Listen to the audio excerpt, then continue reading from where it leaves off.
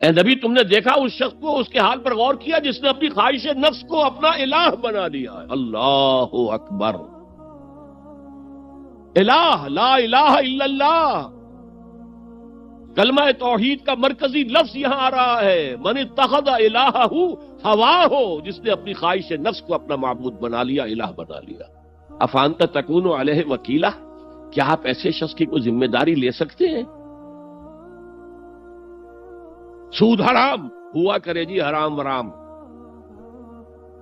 ہمارا دھندا جو ہے وہ آگے بڑھ نہیں سکتا، تو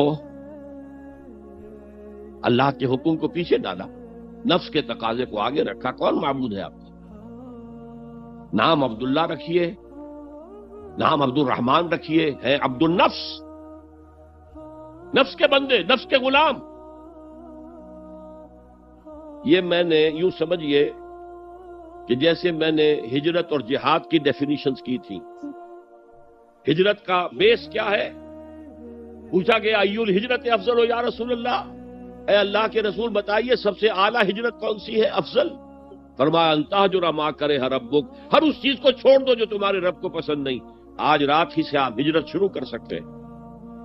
جائزہ لیجئے کیا کیا چیزیں میری زندگی میں خلاف شریعت ہے، جو اللہ کو ناپسند ہے، فیصلہ کیجئے کہ آج کے بعد نہیں ہوگی، ہجرت شروع ہو گئی، افضل الہجرہ، سب سے افضل ہجرت شروع ہو گئی۔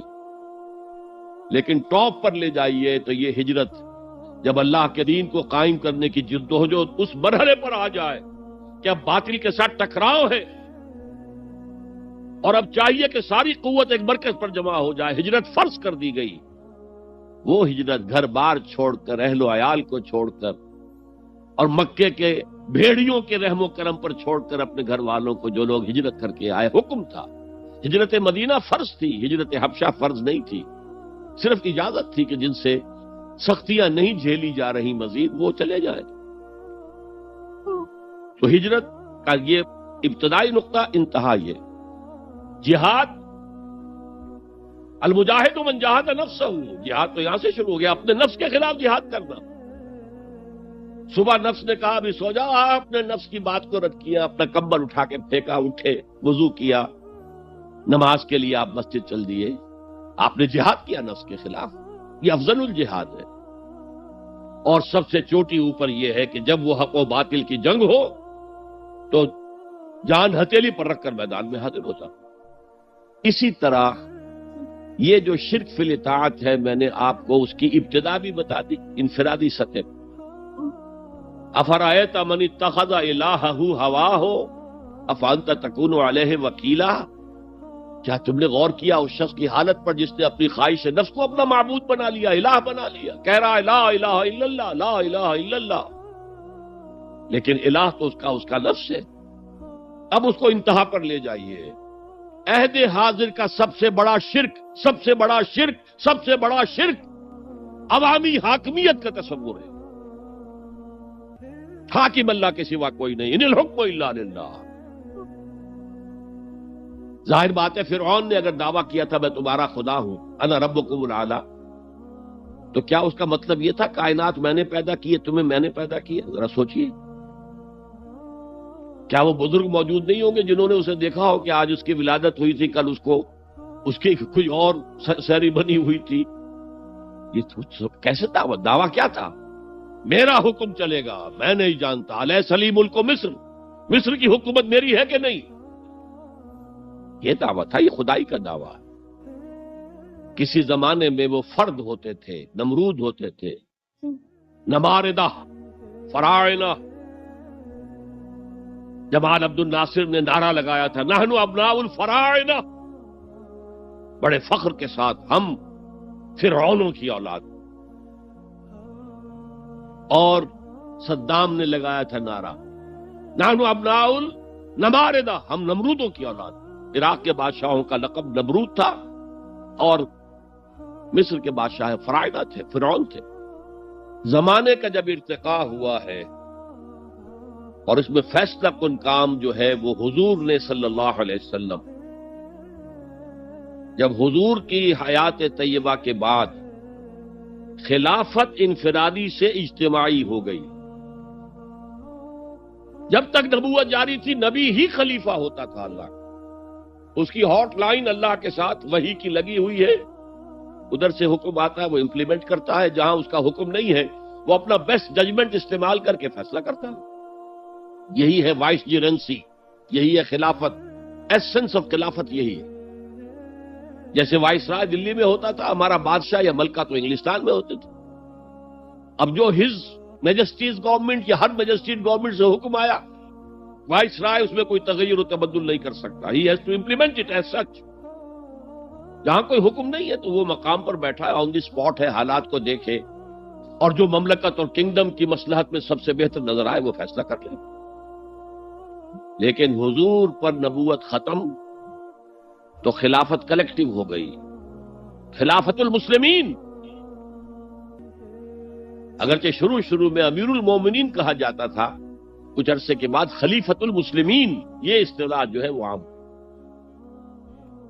اسی طرح انفرادی ملوکیت کی بجائے اجتماعی ملوکیت کا تصور جو ہے شیطان نے پٹی پڑھائی.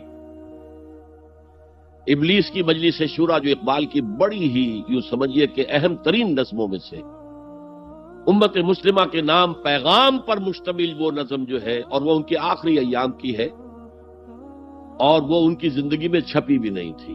ارمغان حجاز ان کے انتقال کے بعد چھپی ہے, جس میں آخری جو کلام تھا فارسی اور اردو دونوں کا جمع کر دیا گیا, ورنہ اس سے پہلے فارسی علیحدہ چھپتی تھی کتابیں, اردو کی علیحدہ. لیکن اب اتنا کم تھا کہ ان کے لیے علیحدہ کتابیں شائع کرنا مناسب نہیں سمجھا گیا. ابلیس نے مجلس شورا بلائی. ایک مجلس شورا کے جو رکن نے کہا کہ دیکھو جمہوریت کا دور آ گیا ہے, اب ہماری ابلیسیت کو تو بڑا خطرہ ہے, ابلیسی نظام تو ختم ہو جائے گا. جمہوریت توڑ دی بندوں نے آقاؤں کے خیموں کی تناب. یہ تو عوام نے جو ہے اپنے آقا بیرنز اور لارڈز اور بادشاہوں کے خیموں کی تنابیں توڑ دی, گرا دیے خیمے. یہ تو انقلاب آ رہا ہے. میرے آقا وہ جہاں زیر و زبر ہونے کو ہے, جس جہاں کا ہے فقط تیری سیاست پر مدار. ابلیس کیا کہتا ہے بڑے ٹھنڈے انداز میں, ہم نے خود شاہی کو پہنایا ہے جمہوری لباس, جب ذرا آدم ہوا ہے خود شناس و خود نگر. آج آدمی میں ایک سیلف امپورٹنس پیدا ہو چکی ہے. یہ بادشاہ کون ہوتے ہیں جو ہمارے سروں پر مسلط ہے, محلوں میں رہتے ہیں, عیش کرتے ہیں, جو خون پسینہ جو ہے وہ کسان کر رہا ہے. ابھی انڈسٹریل ریولوشن تو نہیں ہوا تھا, وہ ساری بات جو تھی وہ زرعی معیشت تھی. خون پسینہ وہ کرتا ہے, فصل میں سے لائنز شیئر آ کر بیرن اور لارڈ وہ لے گیا, اور اس میں سے ایک حصہ اس نے بادشاہ کو پہنچایا, ایک اپنے پاس رکھا. ظالمانہ نظام ہے. تو ہم نے دیکھا کہ انسانوں میں کچھ شعور پیدا ہو گیا, خود شعوری. تو ہم نے ملوکیت کو ڈھال دیا نئے سانچے میں. ہم نے خود شاہی کو پہنایا ہے جمہوری لباس. وہ گندگی جو فرعون کے سر پر ٹنوں کے حساب سے رکھی ہوئی تھی, ہم نے کہا تولا تولا سب میں تقسیم کر دو, ایک ایک ووٹ سب کے ہاتھ میں دے دو اور کہہ دو تم حاکم ہو. ہم نے خود شاہی کو پہنایا ہے جمہوری لباس, جب ذرا آدم ہوا ہے خود شناس و خود نگر. تو نے کیا دیکھا نہیں مغرب کا جمہوری نظام, چہرہ روشن اندروں چنگیز سے تاریک تر. It is the dictatorship of the capitalist, جسے جمہوریت کا نام دیا جا رہا ہے. کھیل ہے, تماشا ہے. تو آج کی دنیا کا سب سے بڑا شرک اسے کوئی جانتا ہی نہیں. وہ شرک فی العقیدہ ان کو معلوم ہے, اور اس کے اوپر فتوے بھی وہ لگا دیں گے. کوئی قبر کے سامنے کھڑے ہو کر کوئی دعا کر رہا ہے, کسی کو رکوع کر لیا, کسی نے سجدہ کر لیا, تو خیر ٹھیک ہے, وہ تو ایک شرک جلی ہو رہا ہے, وہ تو معلوم ہے, اس کی نفی ہو رہی ہے. لیکن یہ وہ تھے شرک جو پہلے تھے. آج کا شرک بالکل اور ہے. آج کا شرک دو میں گنوا دیتا ہوں آپ کو. ایک ہے عوامی حاکمیت کا تصور, ایک ہے مادہ پرستی کا تصور. مادے پر سارا توکل اور اعتماد ہے. اللہ پر کہاں توکل رہا, کہاں اعتماد رہا. میٹیریلزم یہ ایک مذہب ہے, یہ ایک فلسفہ ہے. بہرحال اطاعت کے ضمن میں شرک فی الاطاعت کیا ہے؟ انفرادی سطح پر نفس پرستی، نفس کو اپنا معبود بنا لینا. اجتماعی سطح پر عوام کی حاکمیت، بدترین شرک. اب آئیے محبت، شرک فی المحبت کیا ہے؟ اگر کسی بھی شے اور کسی بھی انسان کی محبت اللہ کی محبت سے بڑھ جانا تو دور کی بات ہے، برابر بھی آ کر ہم نشین ہو گئی، بیٹھ گئی، تو یہ شرک ہے.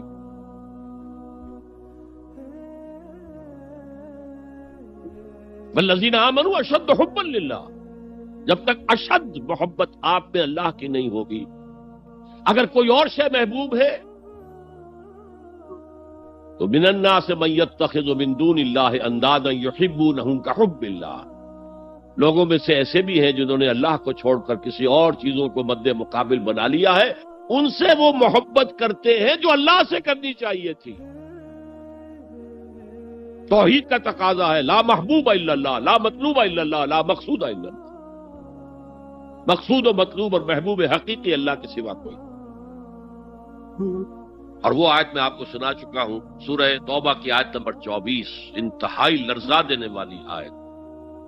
قل ان کان آباؤکم وابناؤکم واخوانکم وازواجکم وعشیرتکم واموال اقترفتموها وتجارۃ تخشون کسادها ومساکن ترضونها احب الیکم من اللہ ورسولہ وجہاد فی سبیلہ فتربصوا حتی یاتی اللہ بامرہ واللہ لا یہدی القوم الفاسقین.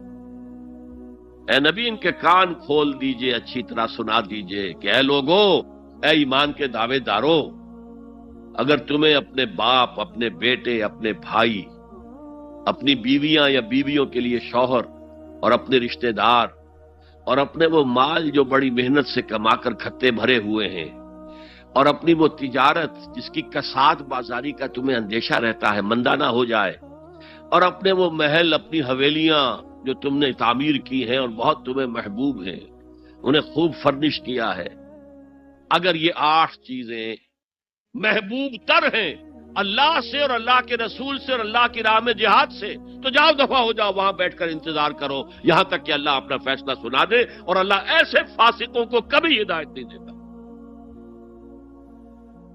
8 چیزیں. اقبال نے بہت خوب کہا ہے، یہ مال و دولت دنیا، یہ رشتہ و پیوند. 5 قریب ترین رشتے آ گئے، باپ، بیٹا، بھائی، زوجین اور رشتہ دار. رشتہ و پیوند یہ جوڑنے والا ہے. اور مال و دولت دنیا کی 3 شکلیں آ گئیں. دولت جو آپ اپنی بیلنس شیٹ کو دیکھ دیکھ کر آپ اس پہ خوش ہوتے، اب ہمارے ایسٹس کی یہ قیمت ہو گئی ہے اب.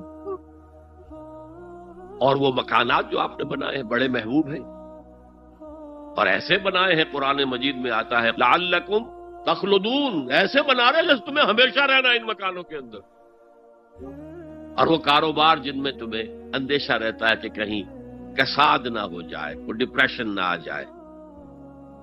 یہ 8 چیزیں، یہ مال و دولت دنیا 3، یہ رشتہ و پیوند، بتان وہم و گما لا الہ الا اللہ، یہ سب وہم و گمان کے بت ہیں جن کی پرستش میں تم لگے ہو. ان سب کی پرستش چھوڑو تو لا الہ الا اللہ کا حق ادا ہو. اب اس اصول کو بھی اپلائی کرنا شروع کیجئے. آئیے انڈیویجول لیول پر. دولت کی محبت، اگر آپ کو دولت کی محبت آمادہ کرتی ہے کہ اللہ کے حدود کو پامال کریں، حرام ذرائع استعمال کریں، دولت آنی چاہیے، حلال سے ہو، حرام سے ہو، جائز ہو، ناجائز سے ہو، بائی ہوک اور بائی کروک دولت آنی چاہیے، تو آپ کی محبوب حقیقی کون ہوئی؟ دولت. یہ دولت آپ کی معبود ہے. کون بڑے سے بڑا موحد اس شرک کا احساس رکھا؟ اور حضور نے اس قدر کلیئر فرمایا ہے، تعس عبد الدینار و عبد الدرہم، ہلاک ہو گیا یا ہلاک ہو جائے، یہ کلام خبریہ ہے یا یہ بددعا ہے؟ تعیس عبد الدینار و عبد الدرہم، درہم و دینار کا بندہ ہلاک ہو جائے۔ نام عبد الرحمن ہے، حقیقت میں عبد الدینار ہے، عبد الدرہم۔ درہم و دینار آنے چاہیے، جائز سے یا ناجائز سے، حلال سے یا حرام سے، صحیح سے یا غلط سے، بائی حق اور بائی پرو۔ تو معبود کون ہوا؟ ہمارے ہندو بھائیوں نے کیا کیا؟ لکشمی دیوی دولت کی دیوی ہے، اس کی پوجا کرتے کس لیے؟ مطلوب کیا ہے؟ دولت۔ اس کی پوجا وہ خوش ہو جائے تو دولت ملے گی۔ ہم نے کہا ہٹاؤ جی اس دیوی کو بیچ میں سے، ہم براہ راست ہی پوج لیں گے، بس یہی تو فرق کیا ہے نا۔ عبد الدینار و عبد الدرہم، یہ ہے انفرادی سطح پر شرک فی المحبت، جو روح عبادت ہے، جو عبادت کی جان ہے، محبت، غایت الحب ما غایت الذل والخضوع، اور ٹاپ پر لے آئیے۔ آج کی دنیا اجتماعیت کے میدان میں اگرچہ اب زمانہ بدل رہا ہے، لیکن تقریباً 1 صدی سے نیشن سٹیٹس، وطن کی بنیاد پر قومیت، وطن محبوب ترین شے، جو شے میرے وطن کے لیے صحیح ہے وہ میں کروں گا، چاہے وہ غلط ہو، وہ حرام ہو، اللہ کے قانون کے خلاف ہو، لیکن میرے وطن کے لیے ہوگا۔ وطن زندہ باد، یہ وطن پرستی۔ اس وطن پرستی کے مذہب کی ایک نماز بھی ہے، ترانہ ہو رہا ہے تو کھڑے ہو جاؤ، قنوت، کھڑے ہو جانا عبادت کا حصہ ہے۔ اس کا جھنڈا سلامی دو۔ یہ وطن کے معبود کے ریچولز ہیں، مذہب وطنیت۔ اسی لیے اقبال نے کہا تھا، اس کو سمجھا نہیں کسی نے، اس دور میں میں اور ہے، جام اور ہے، جم اور، ساقی نے بنا کی روش لطف و ستم اور، تہذیب کے آزر نے ترشوائے صنم اور۔ آج کا صنم، آج کا بت کون ہے؟ تہذیب کے آزر نے ترشوائے صنم اور، مسلم نے بھی تعمیر کیا اپنا حرم اور، ان تازہ خداؤں میں بڑا سب سے وطن ہے، جو پیرہن اس کا ہے وہ مذہب کا کفن۔ خدا پرستی، یہ وطن کی لکیر سے تم اور ہو گئے، میں اور ہو گیا۔ لکیر، انسانیت منقسم، جو تمہارے وطن کے لیے ٹھیک ہے وہ تم کرو گے، چاہے وہ اخلاقاً غلط، اور جو میرے وطن کے لیے ٹھیک ہے وہ میں کروں گا، چاہے اخلاقاً غلط۔ یہ کون سا دین ہے؟ یہاں تو وطن تمہارا معبود بن گیا۔ پاکستان میں بڑا شور اٹھا تھا جب میں نے کہا تھا کہ جھنڈے کو سلامی دینا شرک ہے، اور ترانے کے وقت کھڑا ہو جانا شرک ہے۔ اور میں کبھی بھی تقریبات میں جاتا ہوں، اقبال ڈے ہو رہا ہے، کچھ اور ہو رہا ہے، میں ان تقریبات کا مقرر نہیں ہوں، لیکن جب بہت زور دیتے ہیں چلا جاتا ہوں، لیکن وہاں ترانہ پڑا جاتا ہے میں بیٹھا رہتا ہوں، میں کھڑا نہیں ہوتا، اور اس پر چیبے گوئیاں ہوتی ہیں اخبارات کے اندر، لیکن میرے نزدیک یہ وطن کی نماز پڑھ رہے ہو، تمہارا یہ قنوت اور وطن کا ترانہ، اس میں حمد ہو رہی ہے وطن کی، یہ کیا ہے؟ آج کے دور کا بدترین شرک، شرک فی المحبت۔ آگے چلیے، شرک فی الدعا، کسی کو مت پکارو کسی مدد کے لیے سوائے اللہ۔ وَأَنَّ الْمَسَاجِدَ لِلَّهِ فَلَا تَدْعُوا مَعَ اللَّهِ أَحَدًا، اللہ کے ساتھ، یعنی ایک تو یہ کہ اللہ کو چھوڑ کر کسی کو پکارنا، ایک ہے اللہ کے ساتھ پکارنا، اللہ کو بھی پکارنا، اوروں کو بھی پکارنا۔ بدترین شرک ہے دعا اللہ کے لیے، ندا اللہ کے لیے۔ اس کا بھی ذرا میں تجزیہ کر دوں گا۔ دیکھیے، ایک ہے عام مادی قوانین دنیا کے جو ہے اس کے تحت کسی سے مدد چاہنا. بھائی ذرا مجھے پانی پلا دینا، یہ بھی آپ نے مدد چاہی ہے نا. حضور کے بارے میں تو آیا ہے کہ آپ اتنے خوددار تھے صلی اللہ علیہ وسلم کہ اگر سواری پر ہوتے تھے اور آپ کا کوڑا نیچے گر جاتا تھا تو کسی سے یہ نہیں کہتے تھے کہ یہ کوڑا مجھے اٹھا کے دے دو، بلکہ خود سواری سے اتر کر کوڑا اٹھاتے تھے. تو یہ جو قانون مادی ہے اس کے تحت مدد مانگنا کوئی بری بات نہیں ہے، کوئی غلط بات نہیں. ماورائی اعتبار سے، غیبی اعتبار سے کسی سے مدد مانگنا کسے باشد کوئی ہو، شرک فی الدعا. ان المساجد للہ فلا تدعوا مع اللہ احدا. ایک ہے استعارتن اقبال کہتا ہے ہمالا ہے فصیل کشور ہندوستان. تو یہ خطاب بالکل ایک استعارہ سا ہے. اسی معنی میں مولانا حالی نے اپنی مسدس کے اختتام پر جو مناجات لکھی ہے، اے خاصہ خاصان رسول وقت دعا ہے، امت میں تیری آ کے عجب وقت پڑا ہے. وہ دی جو بڑی شان سے نکلا تھا وطن سے، پردیس میں وہ آج غریب الغربا ہے. تو اس معنی میں اس لفظ استعمال ہو جائے تو اس پر بہت زیادہ الرجک بھی نہیں ہونا چاہیے. لیکن غیبی طور پر کسی کے بارے میں یہ عقیدہ رکھ کر کہ وہ میری مشکل کشائی کر سکتا ہے، حاجت روائی کر سکتا ہے، میری مدد کر سکتا ہے، یہ شرک ہے. اور اس کے شرک ہونے میں کوئی شک نہیں. ان المساجد للہ فلا تدعوا مع اللہ احد. آپ دیکھیے ہمارے یہ فرشتے یہاں بیٹھے ہیں نا، ہم کہہ سکتے ہیں ذرا بھائی میرا یہ کام کر دینا؟ نہیں کہہ سکتے. جبرائیل کو پکار سکتے ہیں، اے جبرائیل ذرا میرا یہ کام کر دینا؟ نہیں. وہ عالم غیب کی شے ہے. کسی ولی اللہ کی روح کو پکار کر کہنا کہ میری یہ مشکل دور کر دے، نہیں. اللہ سے کہیں، اللہ کو پکارے، اللہ جس کے ذریعے سے چاہے آپ کی ضرورت پوری کر دے. اس ضمن میں کہوں گا کہ شاہ ولی اللہ دہلوی نے ایک بات کہی ہے، اگرچہ مجھے اس کی کوئی دلیل اپنے طور پر انڈیپینڈنٹلی کتاب و سنت میں نہیں ملی ہے، لیکن شاہ صاحب کا ایک مقام مرتبہ ہے جو میری نگاہ میں بہت بلند ہے. میرے نزدیک دو عظیم شخصیتیں عالم اسلام کی، امام ابن تیمیہ اور امام غزالی کو جمع کریں تو شاہ ولی اللہ بنتے ہیں. اتنی عظیم شخصیت. انہوں نے یہ لکھا ہے کہ جو اللہ کے برگزیدہ بندے ہوتے ہیں، اولیاء اللہ، اللہ تعالیٰ ان کی ارواح کو ان کے فوت ہونے کے بعد ملائکہ کے طبقہ اسفل میں شامل کر دیتے ہیں، اور وہ بھی جس طرح وہ ملائکہ اللہ کے احکام کی زمین میں تنفیذ کر رہے ہیں وہ بھی اسی کام میں لگ جاتے ہیں.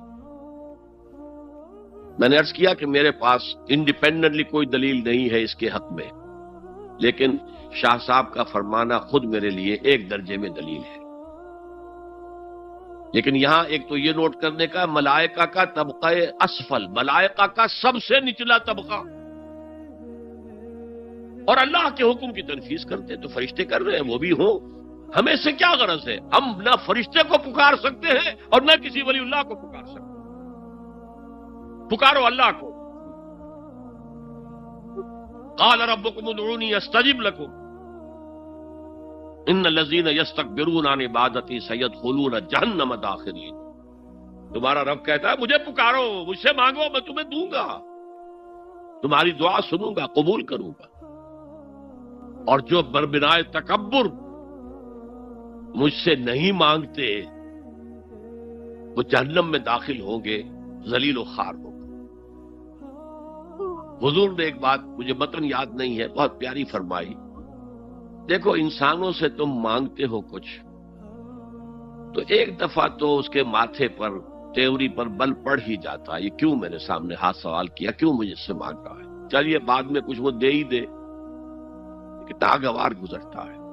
ارے اس سے مانگو جو کہتا ہے کہ مجھ سے مانگو اور میں دوں گا.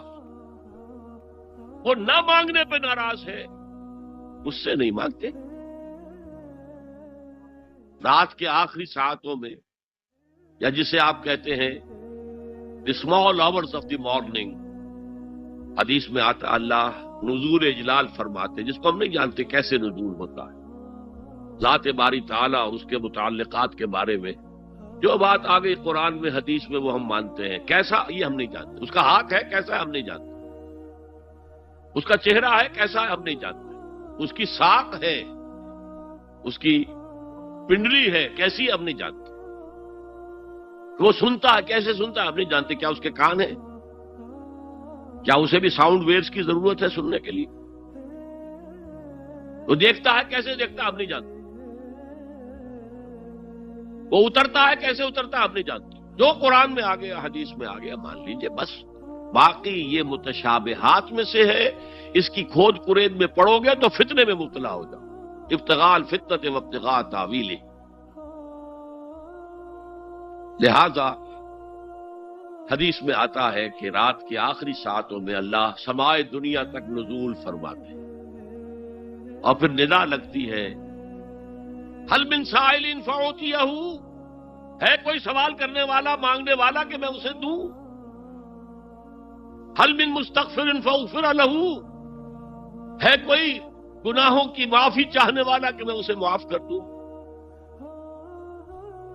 ہم انٹا غفیل سو رہے،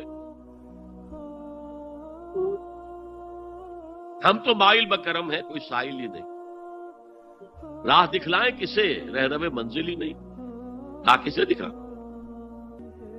اللہ کے راستے پر چلنے کا فیصلہ کرو، اللہ کی راہ میں جہاد کا فیصلہ کرو، پھر اللہ راستہ کھولے گا، والذین جاہدوا فینا لنہدینہم سبلنا، وہ لوگ کہ جو ہمارے راستے میں جہاد کریں، محنت کریں، مشقتیں کریں، ہم لازماً ان پر اپنے راستے کھولتے چلے جائیں۔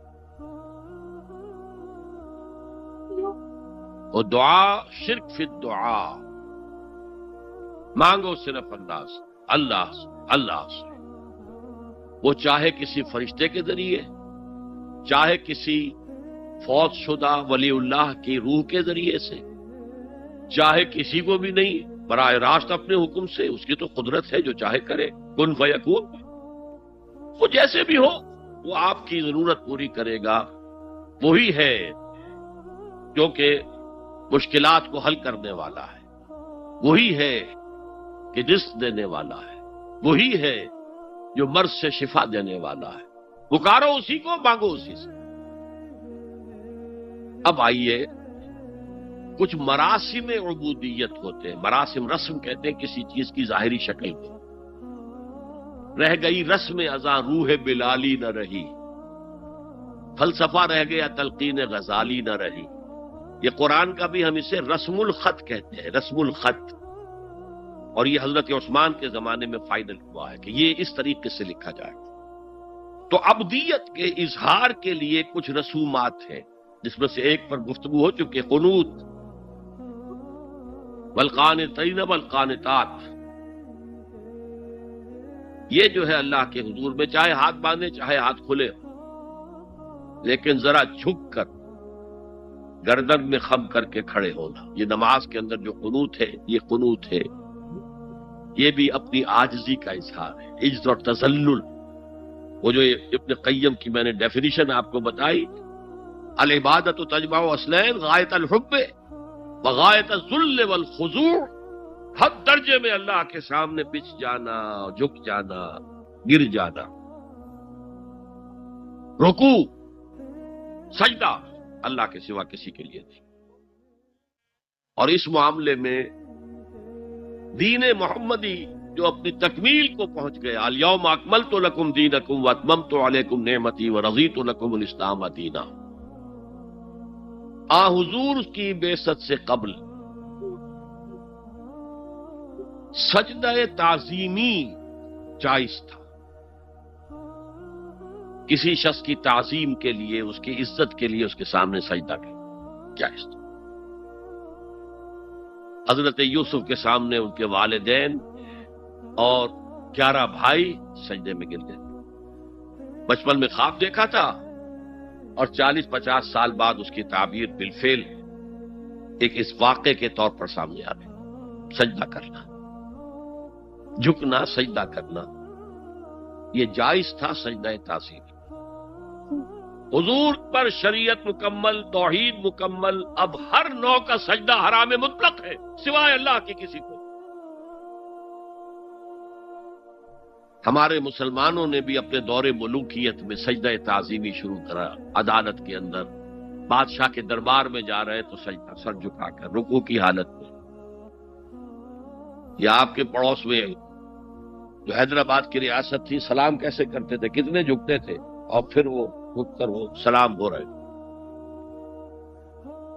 یہ مشرکانہ فعل ہے، مغلیہ دربار میں بھی تھا۔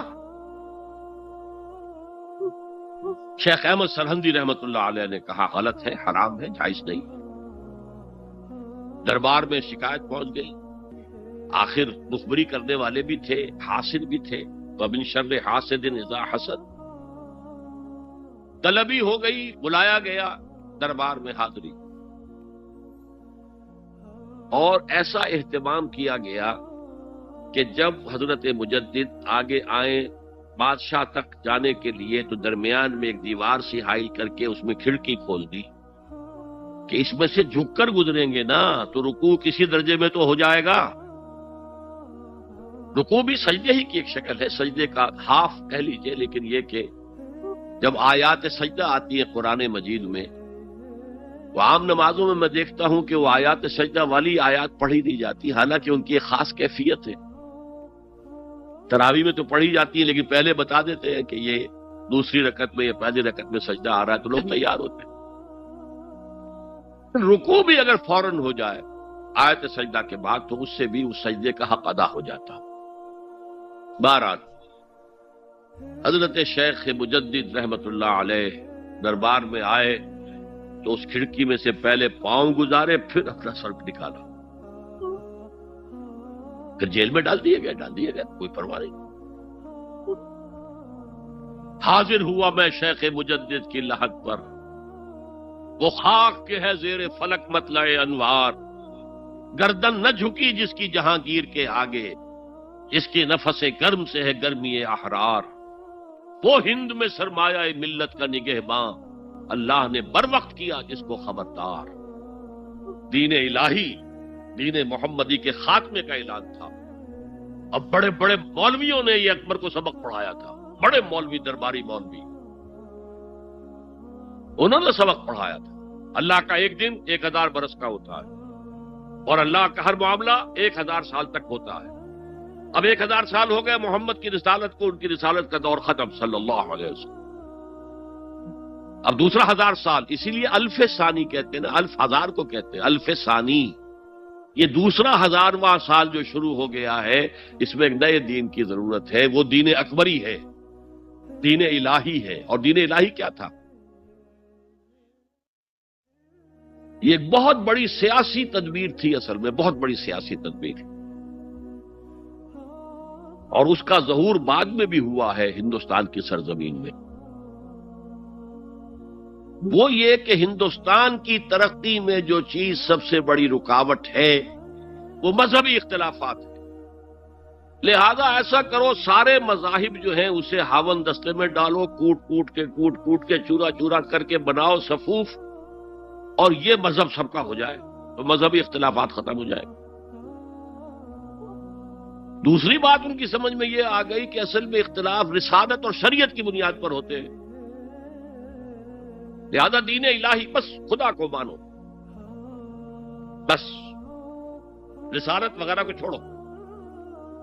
خدا تو سب کا رب ہے، اسے آپ پرماتما کہہ لے، مہادیو کہہ لے، جو چاہے کہہ لے، اللہ کہہ لے، رام کہہ لے، قل ادعوا اللہ الرحمن ایما تدعوا فلہ الاسماء الحسنی۔ قرآن کہتا ہے تم اللہ کہہ کر پکار لو یا رحمان کہہ کر پکار لو، جس کو بھی تم پکار رہے ہو یہ جان لو کہ تمام اچھے نام اسی کے۔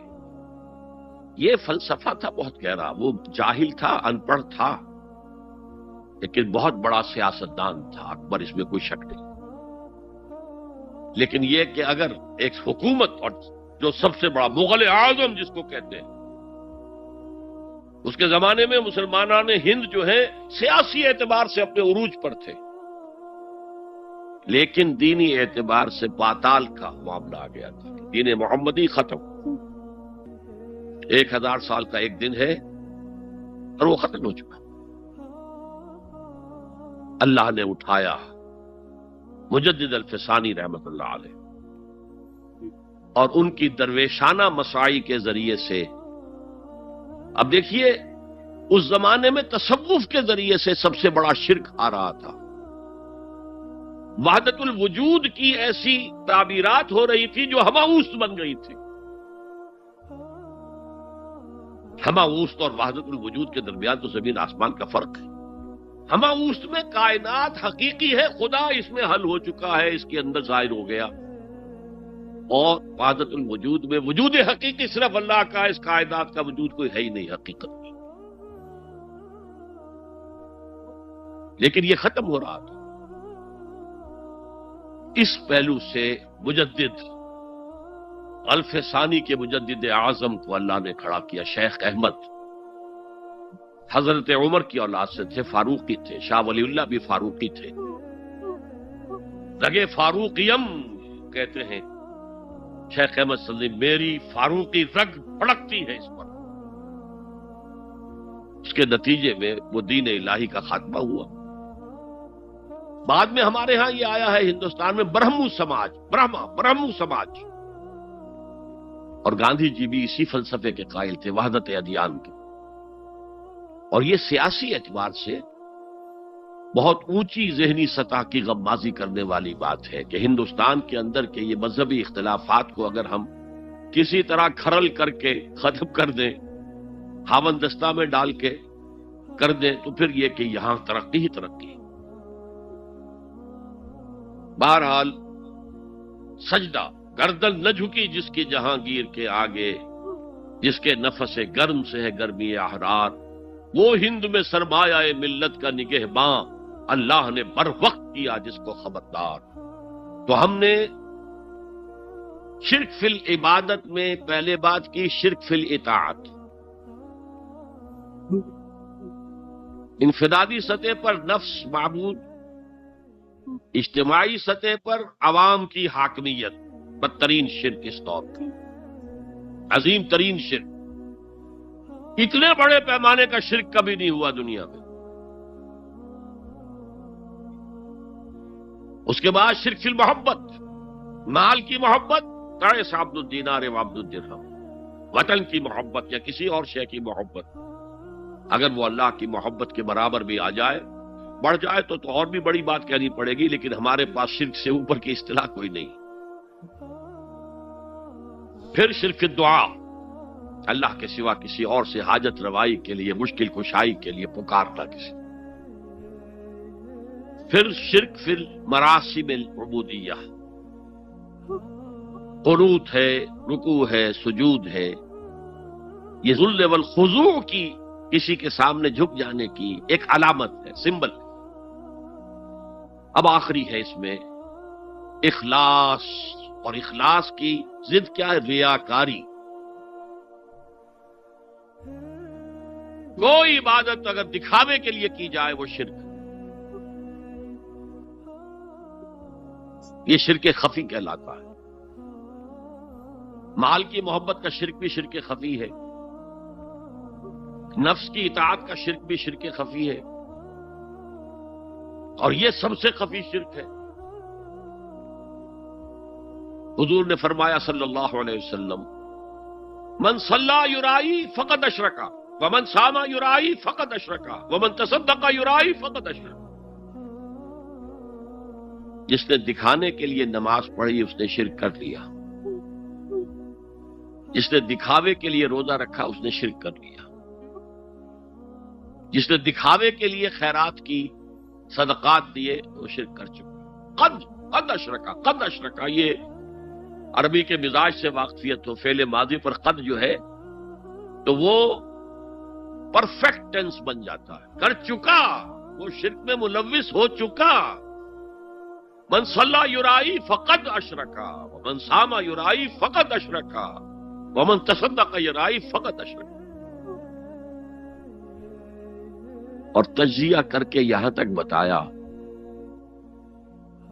کہ اگر کوئی شخص نماز پڑھ رہا ہو اور جب وہ یہ دیکھے کہ کوئی اسے دیکھ رہا ہے تو اپنے سجدے کو طویل کر دے تو یہ شرک ہے۔ فرض کیجئے 5 سیکنڈ کا سجدہ وہ کر رہا تھا، اب اس نے 7 سیکنڈ کا کیا ہے، یہ 2 سیکنڈ کس کے لیے ہے؟ اس ایک سجدے کے 2 مسجود ہو گئے، تو 5 سیکنڈ کا سجدہ تو اللہ کے لیے، 2 اس کے لیے شرک ہو گئے۔ ایک اور بات فرمائی صلی اللہ علیہ وسلم، شرک خفی کو پہچاننا اور دیکھنا اتنا ہی مشکل ہے جتنا کہ کسی سیاہ شب میں، تاریک رات میں، کسی سیاہ پتھر پر چلنے والی سیاہ چیونٹی کو دیکھنا مشکل۔ تشبیہ کا بلاغت اور فساد کی انتہا ہے، جیسے میں نے عرض کیا تھا کہ ایک جوڑے کی 2 جوتیوں کے مابین جو مشابہت ہے، امت مسلمہ اور سابقہ امت بنی اسرائیل کی، ان کے اوپر جو حالات وارد ہوئے ان میں وہی مشابہت۔ تاریک شب ہے، سیاہ پتھر ہے، اس پر سیاہ چیونٹی رینگ رہی ہے، جتنا اس کو دیکھنا مشکل ہے اتنا ہی شرک خفی کو پہچاننا مشکل۔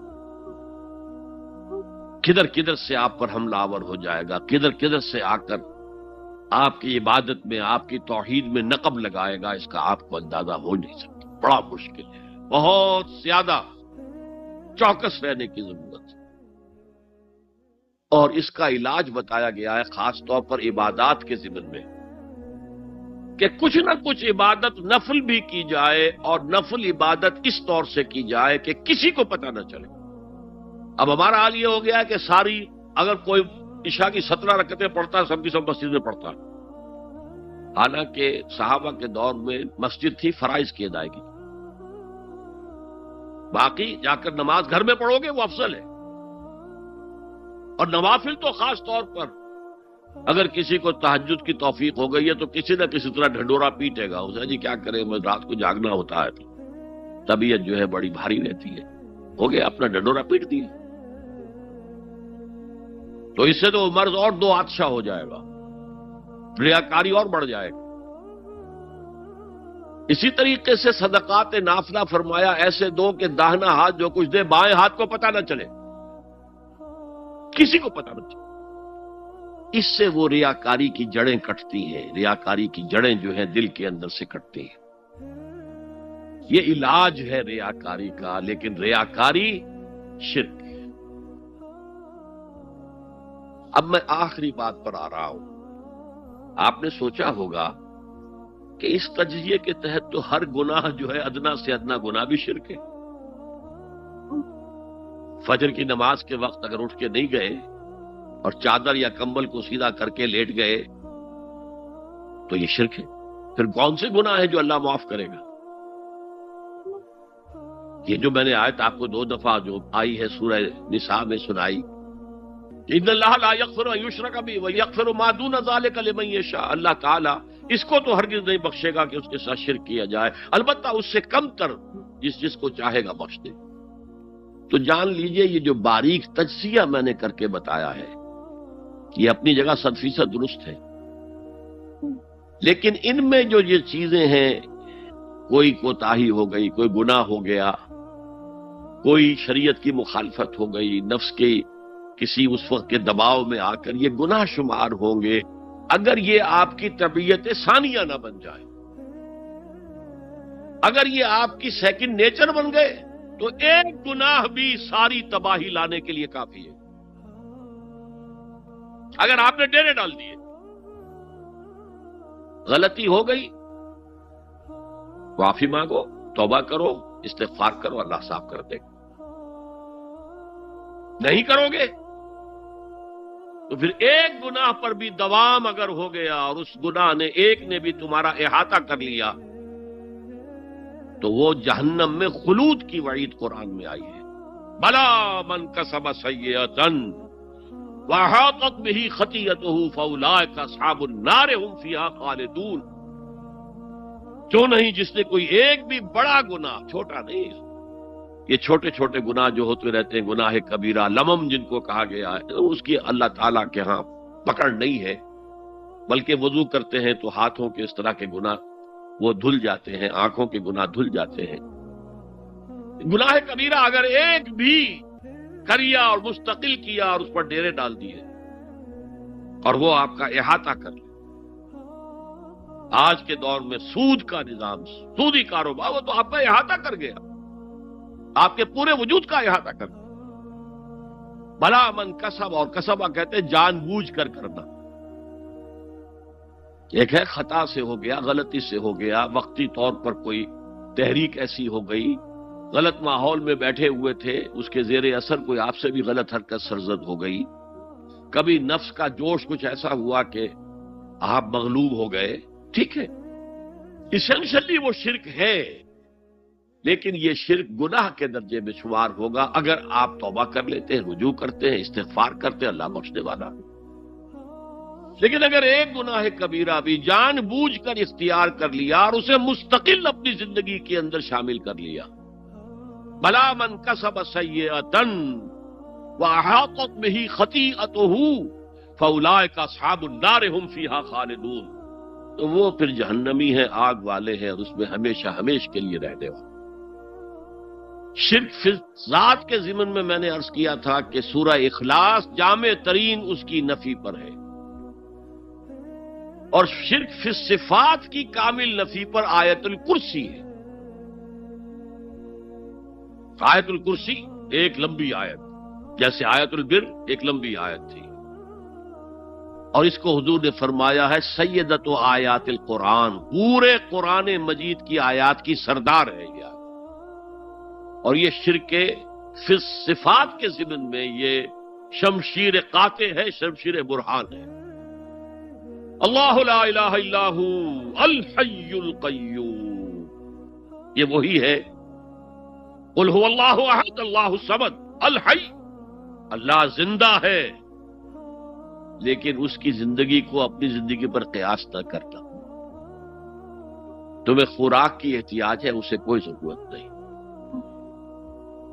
ما اريد منهم من رزق وما اريد ان يطعمون، مجھے کوئی احتیاج نہیں کہ مجھے کوئی رزق پہنچائیں، رزق دیں، مجھے کھلائیں، مجھے کوئی ضرورت نہیں۔ پھر تمہاری حیات نیند، اونگ، تھکان، ان تمام کمزوریوں کے ساتھ ہے۔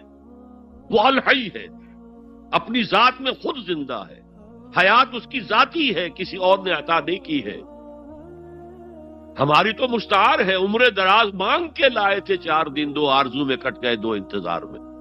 اور القیوم بقیہ پوری کائنات کے لیے وہی ہے، اس کو تھامے ہوئے ہے۔ لا تاخذہ سنۃ ولا نوم، الحی، حیات کامل،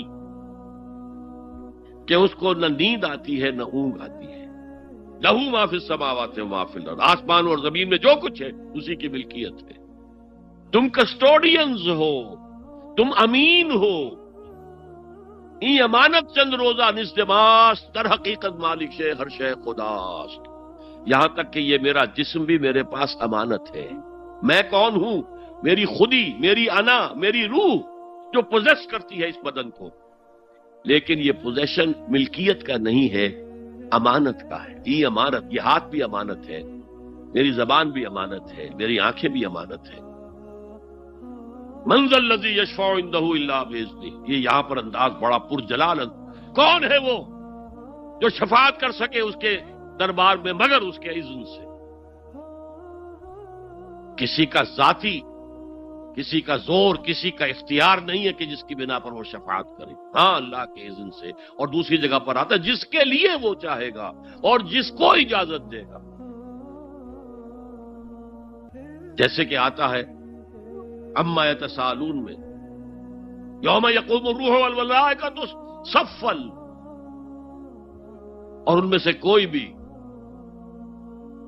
بات نہیں کر سکے گا، کلام نہیں کر سکے گا، لا یتکلمون الا من اذن له الرحمن، سوائے اس کے جسے رحمان اجازت دے، وقال صوابا، اور صحیح بات کرے گا، کوئی غلط بات نہیں کرے گا۔ یعلم ما بین ایدیہم وما خلفہم ولا یحیطون بشیء من علمہ الا بما شاء، وہ تو جانتا ہے جو کچھ بھی ان کے سامنے ہے اور ان کے پیچھے ہے، اور یہ کوئی احاطہ نہیں کر سکتا مخلوقات میں سے اس کے علم میں سے کسی کا بھی سوائے اس کے جو وہ خود چاہے۔ یہاں بڑے ہی لطیف انداز میں شفاعت باطلہ کے تصور کی نفی ہو گئی۔ دیکھیے، آپ کہیں جا کر کسی مجسٹریٹ سے سفارش کرتے ہیں تو کیا کہتے ہیں؟ اجی یہ فائل کے اوپر جو کچھ ہے آپ اس پر نہ جائیے، یہ گواہیاں وغیرہ جھوٹی ہو گئی ہیں، میں آپ کو بتاتا ہوں اصل بات کیا ہے۔ اللہ کے سامنے کوئی یہ کہہ سکے گا اے اللہ تیرے علم میں نہیں ہے، میرے علم میں ہے؟ یعلم ما بین ایدیہم وما خلفہم، وہ تو جانتا ہے جو کچھ ان کے سامنے اور جو کچھ ان کے پیچھے ہے۔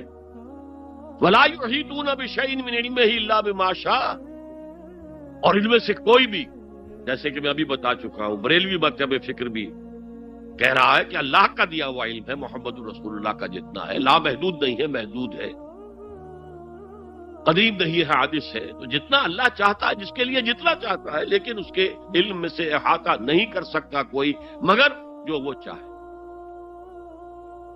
وسع کرسیہ السماوات والارض، اس کا اقتدار چھایا ہوا ہے، مستولی ہے، آسمانوں پر بھی اور زمین پر بھی۔ ولا یؤودہ حفظہما، اور اسے عاجز نہیں کر سکتی ان دونوں کی حفاظت۔ قیوم وہی ہے، صمد وہی ہے، لیکن اس سے کوئی تکان تاری نہیں ہوتی، عاجز نہیں ہوتی۔ یہ اصل میں نفی ہے جو تورات حافظے سے مرتب کی گئی تھی۔ 587 میں نبوکدنضر کا جو حملہ ہوا تھا اس میں اصل تورات گم ہو گئی، اس وقت سے آج تک وہ اصل تورات ان کے پاس نہیں۔ پیریڈ آف کیپٹیوٹی سے واپس آئے ہیں بیت المقدس میں، سائرس کے لطف و کرم کی وجہ سے، ذوالقرنین کے لطف و کرم کی وجہ سے، پھر یادداشتوں سے لوگوں نے وہ تورات مرتب کی ہے، تو اس میں انسانی فکر شامل ہو گیا ہے۔ لہذا وہاں یہ لکھا ہے اللہ نے 6 دنوں میں آسمان اور زمین پیدا کیے اور 7ویں دن آرام کیا، یعنی کوئی تکان لائق ہو گئی۔ قرآن نے کہا، اللہ تعالیٰ نے فرمایا سورہ قاف میں، وَلَقَدْ خَلَقْنَا السَّمَاوَاتِ وَالْأَرْضَ وَمَا بَيْنَهُمَا فِي 6 أَيَّامٍ وَمَا مَسَّنَا مِن لُغُوبٍ، یقیناً ہم نے آسمان اور زمین اور جو کچھ ان دونوں کے مابین ہے انہیں 6 ہی دنوں میں پیدا کیا۔ وہ بات ٹھیک ہے، لیکن ہمیں کوئی تکان لائق نہیں ہوئی کہ ہمیں کسی آرام کی ضرورت ہے۔ لا یؤودہ حفظہما وہو العلی العظیم، العلی وہی ہے سب سے بلند و بالا، لتکون کلمۃ اللہ ہی العلیٰ، تاکہ اللہ کا کلمہ سب سے سر بلند ہو جائے، اور وہی عظیم ہے، عظمت والا۔ اللہ تعالیٰ مجھے اور آپ کو اس سے بچائے، اپنے سابقہ زندگی کے گناہوں پر توبہ کرنے کی اور اللہ سے استغفار طلب کرنے کی توفیق عطا فرمائے، اور اپنے دینی فرائض کی انجام دہی کے لیے کمر بستہ ہو جانے کا عزم مصمم کر لینے کی توفیق عطا فرمائے۔ اقول قولی ھذا واستغفر اللہ لی ولکم ولسائر المسلمین والمسلمات۔ اب ہم سوالات کا سیشن شروع کرتے ہیں۔ پہلا سوال ہے،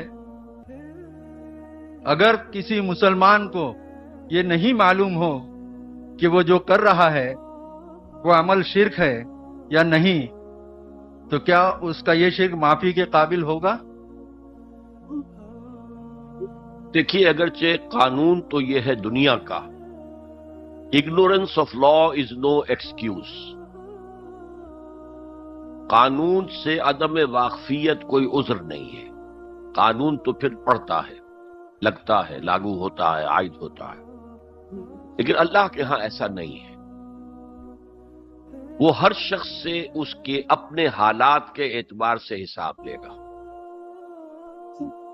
کن حالات میں پیدا کیا گیا، کیا جینز اس کو دیے گئے تھے، کن حالات میں وہ پلا بڑھا ہے، اس کے انوائرنمنٹل فیکٹرز کیا تھے، پھر یہ کہ جن لوگوں کی ذمہ داری تھی کہ اسے دین کا پیغام پہنچائے انہوں نے کوتاہی کی، اور اگر اس کی وجہ سے یہ لا علم رہا اور اس نے بات کو نہیں سمجھا تو میں سمجھتا ہوں اللہ تعالیٰ نرمی فرمائیں گے۔ باقی یہ کہ بخشش یا سزا دینا یہ اللہ کا اختیار مطلق ہے، ہم کچھ نہیں کہہ سکتے۔ اللہ تعالیٰ ابو جہل کو بخش دے، ہم اعتراض نہیں کر سکتے، اس کی مخلوق ہے جو چاہے کرے، اللہ تعالیٰ کسی نیک سے نیک آدمی کو جہنم میں ڈال دے وہ کر سکتا ہے،